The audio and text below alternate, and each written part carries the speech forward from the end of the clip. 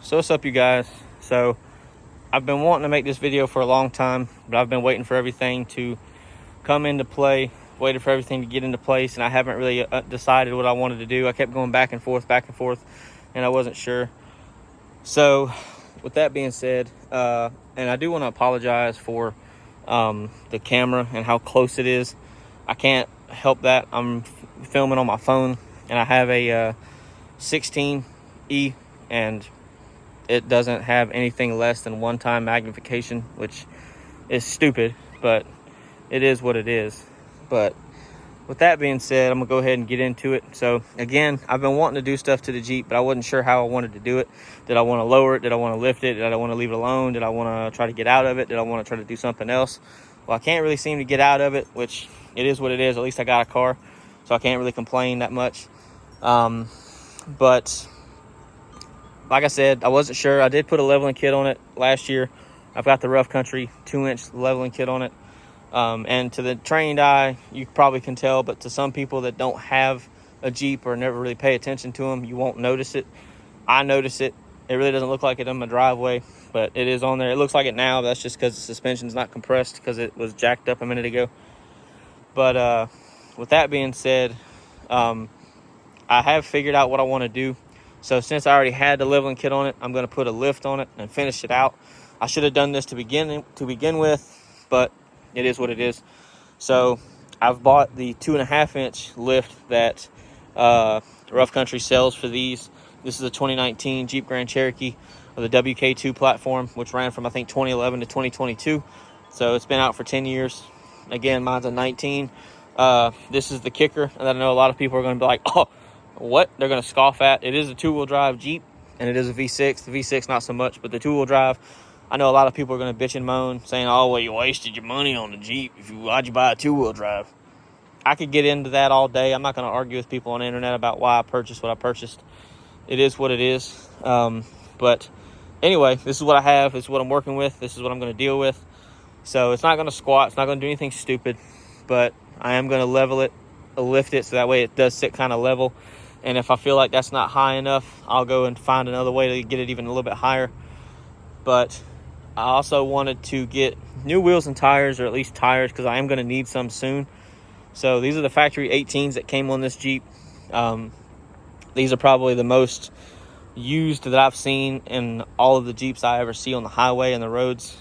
They're everywhere, these style. But I wanted something bigger. I wanted 20s at least. I wanted 22s, but they started to get kind of stupid, especially when you add tires and stuff. So I wanted to try to find some OEM 20s and put some new tires on them, because I don't really want ball tires, because that's what I've already got. So Facebook is your friend most of the time on Marketplace. If you look on Marketplace, sometimes you can always find a deal. You just got to actually look for them. So Oscar says hello. Can you say hello to the people? Can you say hello? All right, he's took a vow of silence, apparently.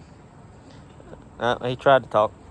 But anyway, so again, I did find a set of tires for these wheels. I found some Toyo Open Country MTs. I think they're an AT. I don't really remember. I think they're all-terrain. But they're 315 65 18, which is damn near, or is a 33. And it is I think over a 12.5-inch wide tire, which is very wide. Because these are only, I think, a 265 60 18, if I'm not mistaken. We can look for it and see. Yeah, 265 60 18. So these wheels also have a really high positive offset, which can be a problem.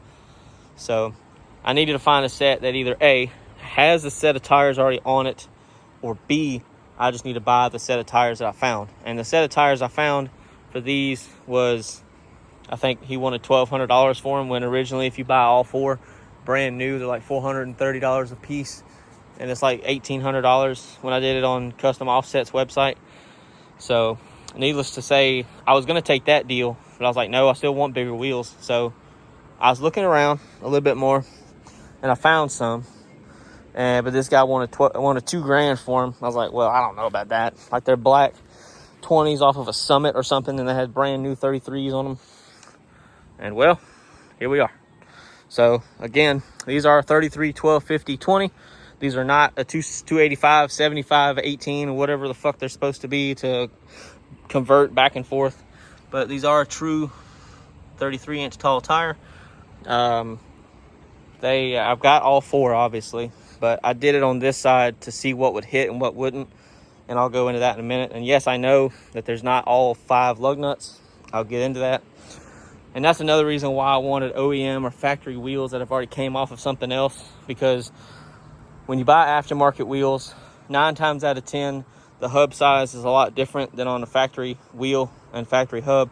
So they're always bigger. So you have to run hub-centric rings in order to combat that, because if you don't, you can fuck up the studs and the hub or the wheel or both. And I have a video about that if you want to watch it. But anyway, and I wanted just factory wheels. That way I don't have to do nothing stupid. Yes, I am going to have to use some spacers, and I'll get into that also, and I'll show why. But again, that's what I wanted. These are a factory wheel, because you can see it right here on the 2 that I have. These are Mopar wheels.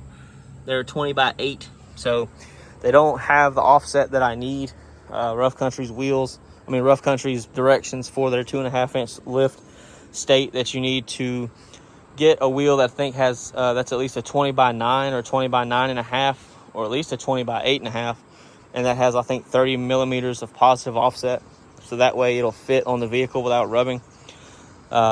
These don't do that. These rub pretty bad in the front. The rears, I haven't found anything that rubs just yet, but they will in certain spots.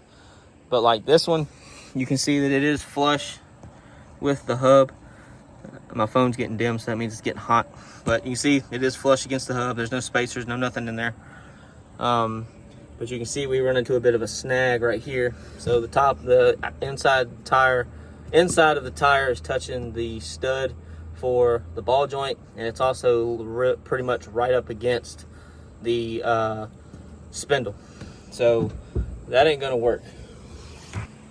Sorry about that, you guys. But anyway, so the front, we got some problems. So that's what the spacers will address. I mean, yeah, you can probably use like 1-inch spacers or something like that, or you can buy them really thin ones from like the parts stores and stack them until you get what you need. But then you run the risk of the studs being, too long or not long enough, or too short, blah, blah, blah. And I'm not dealing with all that, so I'm just gonna buy spacers. Maybe you can buy an 1.5-inch spacer, or maybe even 1.25 inches. I think 1.25 inches will probably work, or an inch.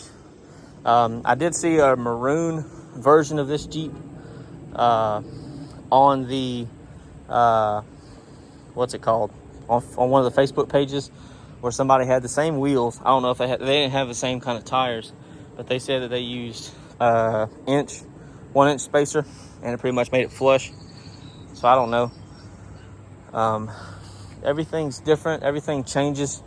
So, it's all based on the tire you have and the wheel and everything else. So I am going to run some spacers.